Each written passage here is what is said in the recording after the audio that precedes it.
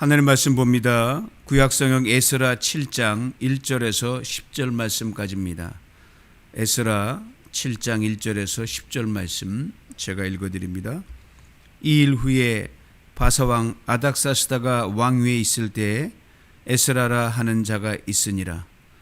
그는 스라야의 아들이요 아사라의 손자요 힐기야의 증손이요 살룸의 현손이요 사독의 5대 손이요 아히두베의 6대 손이요 아미라의 7대 손이요 아사라의 8대 손이요 무라요스의 9대 손이요 스라히야의 10대 손이요 우시엘의 11대 손이요 붓기의 12대 손이요 아비수아의 13대 손이요 비느하스의 14대 손이요 엘르아살의 15대 손이요 대제사장 아론의 16대 손이라. 이 에스라가 바벨론에서 올라왔으니 그는 이스라엘의 하나님 여호와께서 주신 모세의 율법에 익숙한 학자로서 그의 하나님 여호와의 도우심을 입음으로 왕에게 구하는 것은 다 받는 자이더니 아닥사스다 왕 제7년에 이스라엘 자손과 제사장들과 레위 사람들과 노래하는 자들과 문지기들과 느디님 사람들 중에 몇 사람이 예루살렘으로 올라올 때에 이 에스라가 올라왔으니 왕의 제7년 다섯째 달이라. 첫째 달 초하루에 바벨론에서 길을 떠났고 하나님의 선한 손에 도우심을 입어 다섯째 달 초하루에 예루살렘에 이르니라. 에스라가 여호와 율법을 연구하여 준행하며 율례와 규례를 이스라엘에게 가르치기로 결심하였더라. 아멘. 이 말씀 가지고 에스라 같은 사람이 되길, 이런 제목으로 우리 김성훈 목사님 말씀 전하실 때 하나님 은혜 받으실 수 있기를 바랍니다.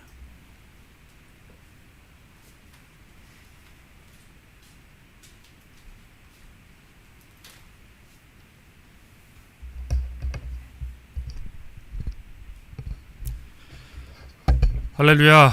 네, 오늘 토요 새벽 예배에 오신 우리 성도님들 주님의 이름으로 환영하고 축복합니다. 여러분, 한 주간도 평안하게 잘 지내셨는지요? 이번 한 주는 날씨가 무척 무더웠습니다. 다들 건강 상하지 않고 잘 지내셨는지 이렇게 인사를 드립니다. 이번 주에 날씨가 많이 더웠잖아요. 그래서 제가 어제는 이제 수영장에도 가고 이런저런 방법으로 이 더위에서 오는, 그리고 일상에서 오는 스트레스를 어떻게 한번 해소할 수 있을까라는 것들을 생각을 해봤습니다. 여러분, 피로와 스트레스를 푸는 데는 여러 가지 방법이 있을 거예요. 어떻습니까? 어떤 사람은 이제 한국 사람들이 특히 좋아하는 것들, 누구나 다 좋아하는 것들이지만 맛있는 음식들을 맛집 투어를 간다든지 이래서 여러 가지를 양껏 시켜놓고 마음껏 먹으면서 스트레스를 푸는 사람이 있고, 어떤 사람은 이것도 우리가 이제 즐겨 쓰는 방법 중에 하나인데요, 자기가 사랑하는 사람, 또 좋아하는 친구들, 또 동료들과 만나서 내가 내 속에 하고 싶었던 이야기들, 누가 좀 들어줬으면 좋겠다 하는 그런 이야기들을 실컷 하고, 또 그 친구나 동료가 하는 이야기들을 또 실컷 듣기도 합니다. 이런 식으로 스트레스를 풀어요. 오늘 예배에 나오신 여러분들 어떤 마음으로 예배 가운데 오셨나요? 여러분은 어떻게 피로와 스트레스를 한동안의 삶의 그런 힘든 짐들을 풀으시나요? 여러 가지 방법들이 있을 거예요. 여러분들도 각자 나름대로 취미생활이라는 게 있으시겠죠. 그런데 믿는 자들의 이 스트레스 해소법, 피로 해소법은 사실 크게 다르지 않습니다. 마찬가지예요. 우리도 먹고 마시고 실컷 떠들고 실컷 또 이야기도 듣고요. 그렇게 합니다. 그런데 한 가지 다른 것이 있는데, 우리 믿는 자들은 그걸 예배라고 부른다는 것입니다. 실컷 마시고 이런 거 다 하는데, 우리가 한 주간도 하나님 앞에서 이제 부지런히 이게 우리의 생활 가운데 가정 속에서 열심히 잘 살아가요. 그러다가 이제 이렇게 토요일 날 또 주일 날 주님 앞에 나옵니다. 우리가 실컷 먹고 마실 은혜를 주님 내려주십시오. 주님, 내가 실컷 얘기할 테니까 실컷 나에게 또한 이야기해 주십시오. 그게 바로 예배입니다. 여러분, 건면합니다. 믿는 자의 스트레스, 여러 가지 방법이 있지만 우리 이 특별히 새벽 예배 가운데 나오신 여러분들의 스트레스 해소는 바로 예배인 줄로 믿습니다. 아멘. 여러분, 우리가 어차피 맨날 같은 거 먹고 마시고 같은 사람 만나서 같은 이야기하고 같은 이야기 들을 거면 그거 하나님의 임재 앞에서 하는 게 참된 복인 줄로 믿으시기를 또한 바랍니다. 아멘. 우리가 이제 고난주간을 이제 며칠 안 남기고 에스라의 말씀을 묵상을 하고 있습니다. 여러분 말씀 묵상하면서 어떤 생각이 드셨나요?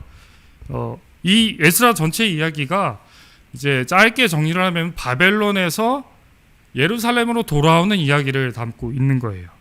근데 사실 이제 여러분 읽다 보시면 아시겠지만 이게 그냥 말씀만 잘 그냥 열심히 읽는다고 그냥 두 번 세 번 뭐 읽는다고 해도 직관적으로 이해가 그렇게 쉽게 되지가 않습니다.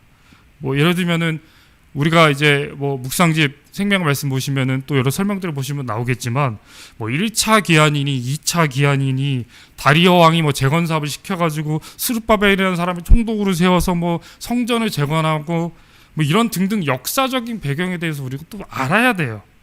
그리고 또 오늘 본문처럼 뜬금없이 누구 막 족보 이름 막 계속 몇 대손 누구의 이름도 발음하기 어려운 사람들 몇 대손 이런 이야기들이 막 나와요. 그리고 사건의 발생 순서가 도대체 어떻게 되는 거야? 라는 것처럼 이해가 사실 쉽지가 않거든요.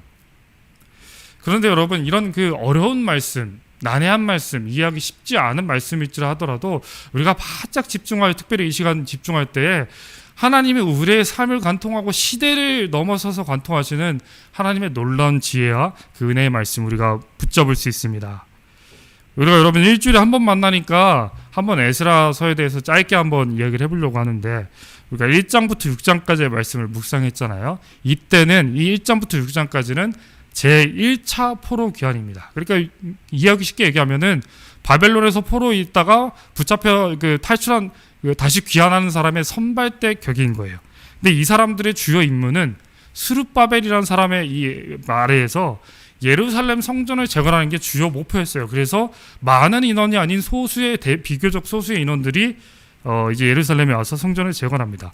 그리고 이제 오늘 우리가 읽은 7장부터 에스라서의 주인공인 에스라가 드디어 7장에서야 드디어 등장을 합니다. 이게 이제 2차 기한이에요. 그리고 이 에스라와 이 무리들, 좀 더 많은 수의 본대들은 목적이 다른 것입니다. 예루살렘 성전을 재건한 1차, 그리고 이번에는 이 마인드, 마음, 신앙을 개혁하고 신앙을 재건하는 것이 목적이 되는 거예요.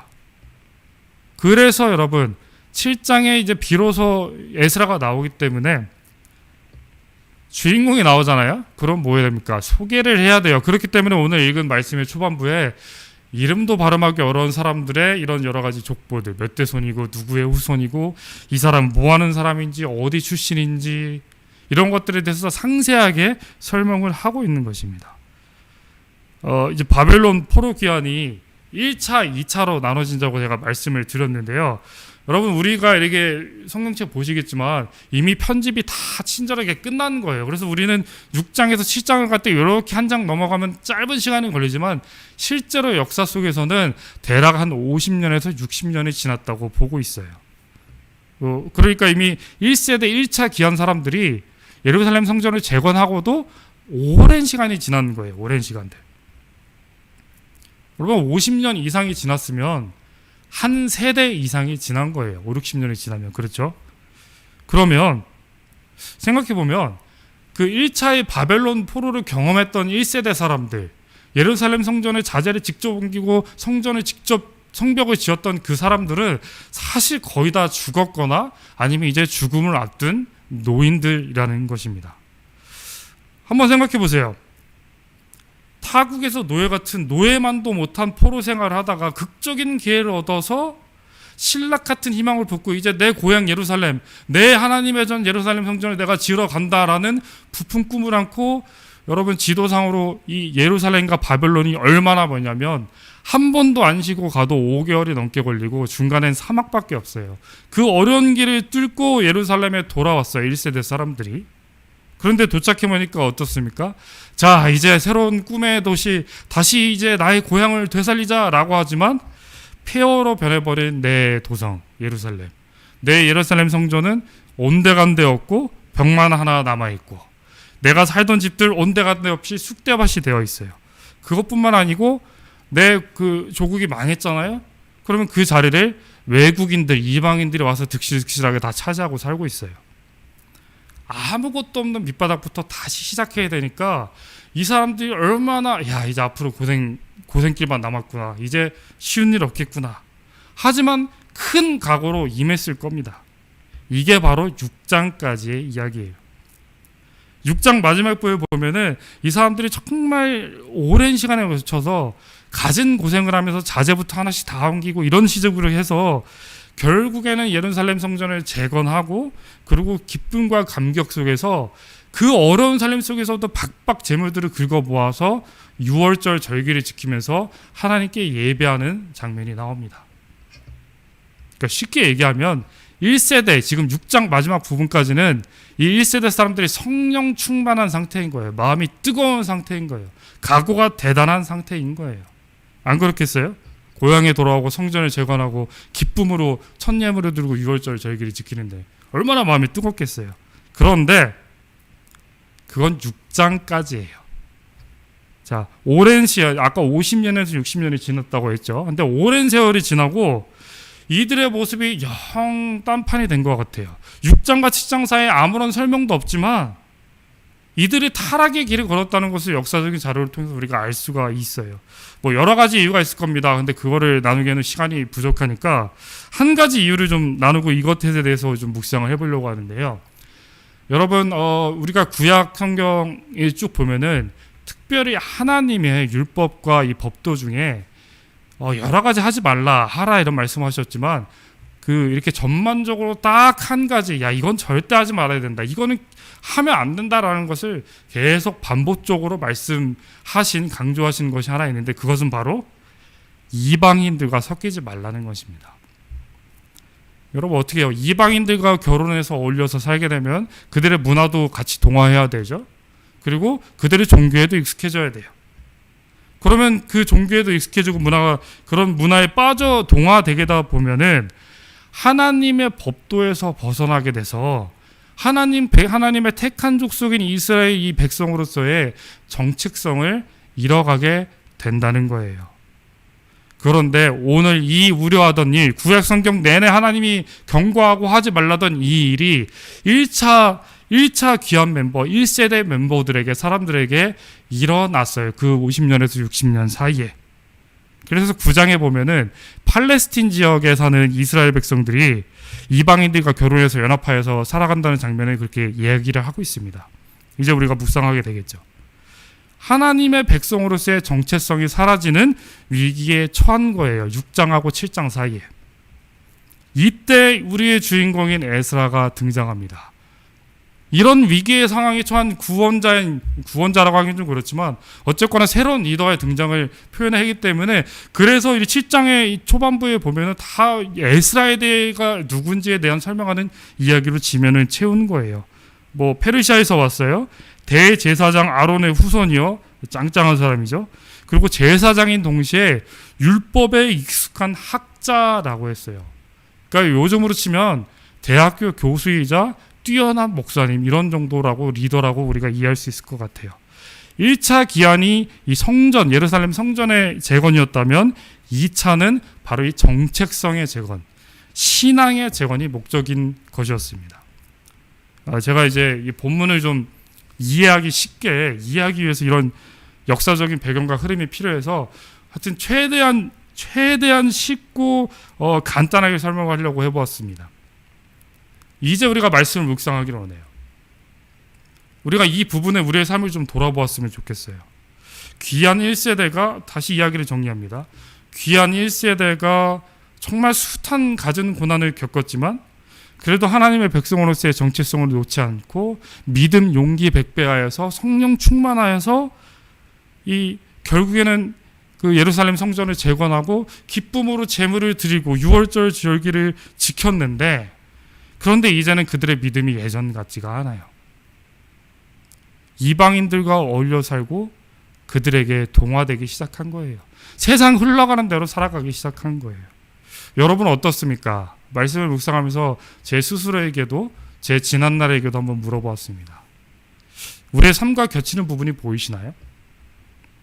이민 1세대, 믿음 1세대, 1세대로서 우리가 태평양을 건너왔어요. 고국 땅을 버려왔어요. 고향을 뒤로하고 가족들을 뒤로하고 왔어요. 이곳에서 새로운 가족들을 위해서 새로운 사업과 새로운 세상을, 새로운 삶의 이런 기반을 다지기 위해서 얼마나 고군분투하고 온갖 고난과 그런 힘든 시간들을 우리가 지나왔습니까? 언어도 낯설죠. 음식도 낯설죠. 생업을 유지하기도 힘들죠. 죽기 살기로 한 주간 한 주간 버티다 보니까 주일날 하루 예배 나오니까 예배가 얼마나 달콤한지요. 주일 예배만 드리면 눈물이 나고 찬양만 들으면 막 감동이 샘솟고 기도만 하면 그냥 간절함이 뚝뚝뚝 떨어지는 그런 감격. 너무 달콤했어요. 그런데 이제 시간이 많이 흘렀잖아요. 안정됐잖아요. 안정된 삶도 일구고 자녀들도 다 장성해서 각자의 삶도 안정적으로 잘 꾸리고 있고 열심히 살아갑니다. 증손녀들도 많이 생기셨어요. 이제 예전과 같은 어려움은 많이 없어요.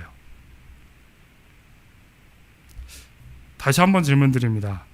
여러분은, 그리고 제 자신은 예전과 같은 감격으로 여전히 그렇게 깊은 감격 속에 예배 드리고 계신가요? 예배할 때마다 너무너무 힘들고 하나님 내가 붙들고 의지할게, 내가 쉴 안식처가 주님 품밖에 없어서 예배에 나올 때마다 눈물로 예배드리고 이보다 더할 수 없는 기쁨과 감격으로 예배를 드리고 계신가요?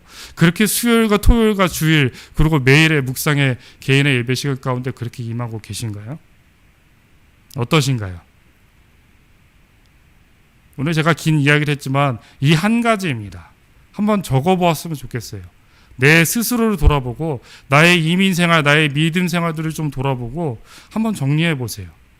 그리고 한번 적어보세요. 저는 적었어요. 그리고 다시 질문합니다.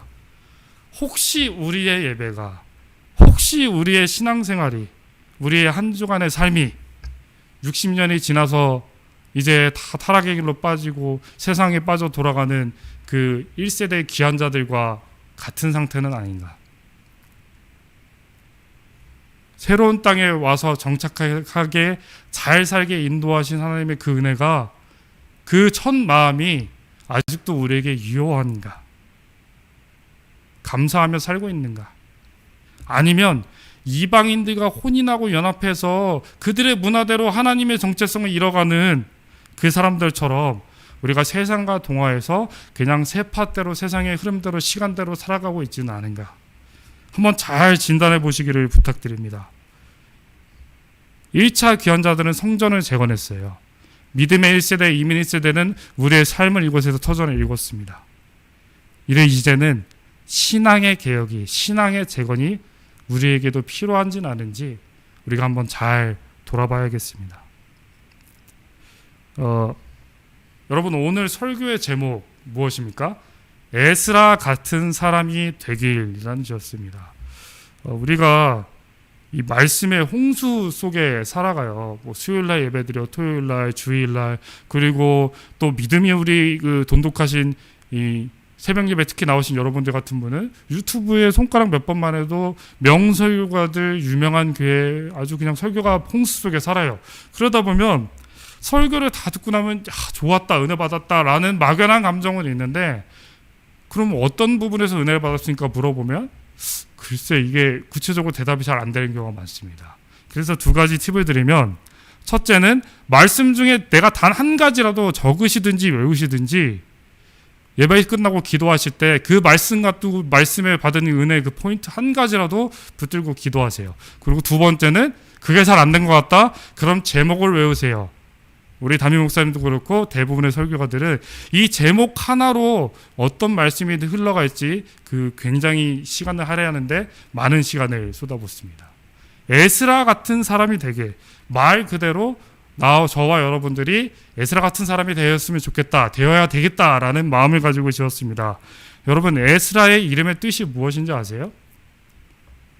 에스라 이름의 뜻은 바로 하나님이 도우신다입니다.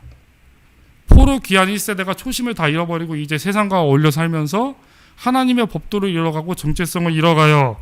그러니까 하나님이 에스라를 보내셔서 신앙을 재건하겠다는 것, 이것이 에스라의 등장 자체가 바로 하나님의 도우신다는 것입니다. 하나님은 당신의 택한 백성들을 그냥 무너져가는 것, 타락해져가는 것, 넘어져가는 것 바라만 보시지 않고 도우신다는 것입니다. 여러분 마찬가지예요. 지금도 마찬가지입니다. 하나님은 당신의 자녀들 그리고 교회와 공동체가 무너질 때 그냥 바라만 두고 계시지 않으세요. 어떻게 합니까? 가장 적절한 때 가장 적절한 방법을 통해서 특별히 가장 적절한 사람을 통해서 회복하시기도 하시고 우리를 혼내시기도 하시고 그런 식으로 우리의 삶과 우리의 신앙을 재건하시는 거예요.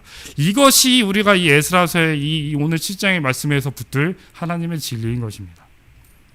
이것이 이 하나님의 진리가 바벨론에서 귀환하는 예루살렘 사람들에게는 바로 에스라를 통해서 나타난 거예요. 하나님이 도우신다. 자, 이 하나님의 진리, 하나님이 적절한 때 하나님의 적절한 사람을 보내시는 이 진리는 성경 전체에 나타나요. 짧게 봅니다. 애굽에서 종살이 하던 사람들 누가 하나님 보내셨죠? 모세를 통해서 출애굽하셨죠. 그리고 이스라엘 민족들 왕 없다고 징징대고 왕 좀 달라고 하니까 누구를 보내셨어요? 사울 보내셨죠. 이제 사울이 끝나갈 때쯤에 블레셋이 쳐들어오고 이방인들이 쳐들어오니까 우리를 좀 도와주십시오. 사무엘을 통해서 다윗을 세우셨어요. 그리고 바벨론 포로로 끌려가니까 수르바벨, 느헤미야, 학개 이런 선지자들을 보내셨죠. 신약 가서는 예수님 승천하신 뒤에 사도 바울 그리고 많은 제자들을 통해서 이방인과 유대인들에게 복음을 전파해서 초대교회를 세우셨어요. 성도 여러분, 하나님은 교회를 위해서, 우리를 위해서, 당신의 택한 백성들을 위해서 가장 적절한 때에 가장 적절한 사람들을 통해서 우리를 도우시는 분이신 줄로 믿으시기를 바랍니다. 아멘으로 화답하셨나요? 아멘으로 화답하셨으면 다시 한번 고백하셨으면 좋겠어요. 다시 한번 고백합시다. 하나님, 내가 에스라와 같은 사람이 되기를 원합니다. 하나님, 내가 하나님이 보내시는 그 사람이 되기를 원합니다. 고백하셨습니까? 아멘? 여러분들 이쯤 되면은 이렇게 생각하실지도 몰라요. 아이고 목사님, 제가 어떻게 그런 학자이자 율법에 능한 학자이자 무려 대제사장 아론의 16대 손인 그런 에스라 같은 사람이 될까요? 목사님이 되셔야죠. 장로님이 되셔야죠. 그런 리더들이 그런 분이 되셔야죠. 저는 제가 있는 자리에서 우리 담임 목사님과 목사님들이 그런 뛰어난 리더가 되기를 가장 적합한 사람이 되기를 중보하겠습니다. 이런 말씀 하실까봐, 혹시나 이런 생각 하실까봐 제가 성경 말씀, 빼도 박도 못할 성경 말씀을 준비했습니다. 여러분 다 잘 아시는 구절인데요. 베드로전서 2장 9절 제가 있습니다. 그러나 너희는 택하신 족속이요 왕같은 제사장들이요 거룩한 나라요 그의 소유가 된 백성이니 이는 너희를 어두운 데서 불러내어 그의 기이한 빛에 들어가게 하신 이의 아름다운 덕을 선포하게 하려 하심이라. 아멘. 여러분, 하나님은 여러분을 귀히 보세요. 하나님은 여러분의 가장 적절한 사람이라고 하세요. 하나님은 여러분을 높게 여기세요. 너는 내가 택한 사람이다. 너는 왕보다 귀한 왕 같은 제사장이다. 너 하나가 나에게는 거룩한 나라와 같다. 어떻습니까, 여러분? 핑계야 변명 될 수 있습니까? 다시 한번 고백하십시다. 나는 누비전 교회에 그리고 나의 이웃들에게 에스라와 같은 사람이 되길 원합니다. 아멘. 담임 목사님도 고백하셨습니다. 여러분도 고백하세요. 나는 하나님이 도우시는 사람입니다. 말씀을 마무리합니다. 여러분, 하나님의 도우심, 에스라의 등장, 어려운 족보의 이야기지만 그거 우리한테 하는 이야기예요. 하나님의 도우심으로 나는 하나님이 도우시는 사람, 나는 하나님이 도우셔서 우리 교회와 우리 민족과 우리 이웃과 우리 공동체, 내가 만나는 모든 사람들에게 그들을 회복시키시고 신앙을 재건하는 놀라운 신앙의 계획을 이루는 귀하고 복된 사람인 줄로 믿으시기를 주님의 이름으로 축복합니다. 기도하겠습니다. 사랑하는 주님, 고맙고 감사합니다.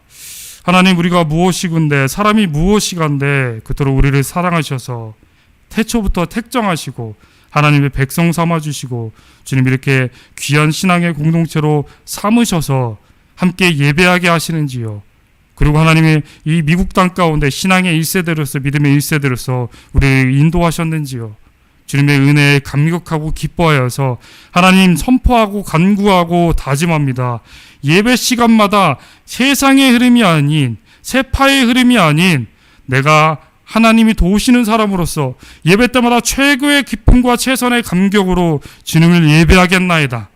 한 주간의 내 삶 가운데 나는 오직 주님 붙들고 믿겠나이다. 나를 이곳 가운데 인도하신 주님, 나를 빛의 잔으로 불러주신 주님, 내가 그 은혜에 감격하여서 최고의 삶의 예배로 주님께 영광 돌리겠나이다.